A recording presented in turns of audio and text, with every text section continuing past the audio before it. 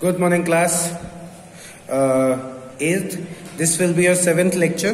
बेटा ये आपका 7th lecture है, fuel and its types. ठीक है?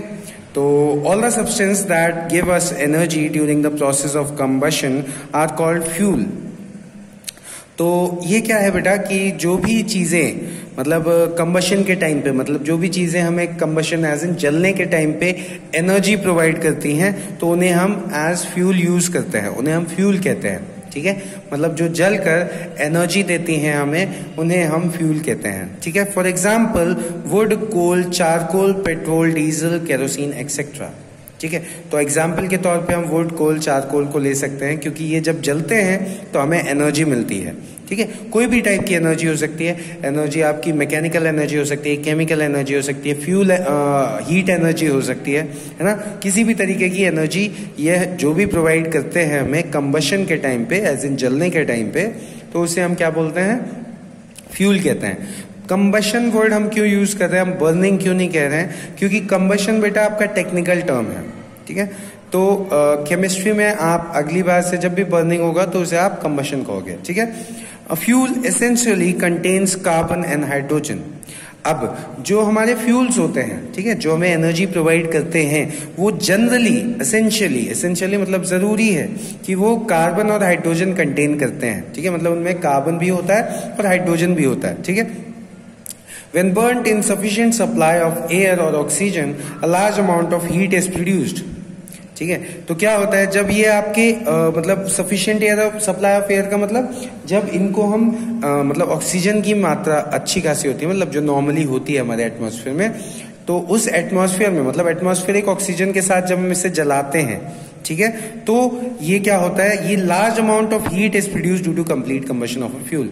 तो उस टाइम पर क्या होता है कि आपका लार्ज अमाउंट ऑफ एनर्जी, ठीक है, लार्ज अमाउंट ऑफ हीट या large amount of heat energy is produced during complete combustion. तो कंप्लीट कंबशन कब होता है बेटा? ऑक्सीजन आपकी सफिशिएंट होनी चाहिए। ठीक है, इनकम्प्लीट कंबशन कब होता है? जब आपकी ऑक्सीजन सफिशिएंट नहीं होती है। ठीक है, the efficiency of any fuel is measured in terms of its calorific value. ठीक है, तो किसी भी फ्यूल की एफिशिएंसी हम किस पे मेजर करते हैं? कैलोरीफिक वैल्यू के टर्म्स में। कैलोरीफिक वैल्यू क्या होता है वो आगे देखते हैं। The amount of heat energy produced on complete combustion of a unit mass of fuel in oxygen is called its calorific value. तो जब आप किसी फ्यूल को जला रहे हो, ठीक है, और जला रहे हो एज इन कंबशन करवा रहे हो, ठीक है, तो जब आप किसी फ्यूल का कंबशन करवा रहे हो, कंप्लीट कंबशन कब हो जाता है? जब सफिशिएंट ऑक्सीजन होती है।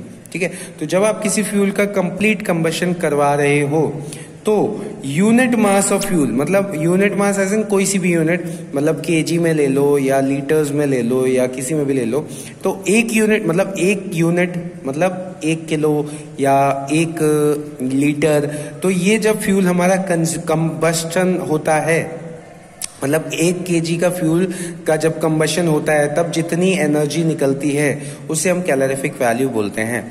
मतलब जैसे मान लो 1 किलो का कोल हमने जलाया, ठीक है, तो 1 किलो के कोल को जलाने से कुछ एनर्जी मिली, तो वो जो कितनी एनर्जी मिली, मतलब जो अमाउंट ऑफ एनर्जी हमें 1 किलो के कोल को जलाने से मिली उसे हम बोलते हैं कैलोरीफिक वैल्यू ऑफ कोल। समझ में आया? It is measured in kilo calorie और किलो जूल्स।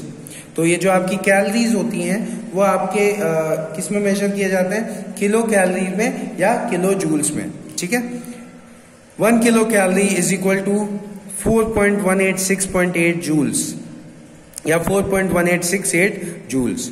ठीक है, fuels can be classified on the basis of their availability in nature and their physical state.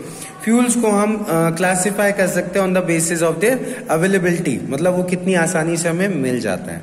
ठीक है बेटा, तो इस लेक्चर में बेटा हमने क्या समझा कि फ्यूल क्या होता है, उसकी कैलोरीफिक वैल्यू क्या होती है ना। नेक्स्ट लेक्चर में हम पढ़ेंगे कि उनकी जो वो है कैटेगरी वो क्या क्या है। ठीक है, तो इस लेक्चर में बेटा बस आपका इतना ही। Thank you class.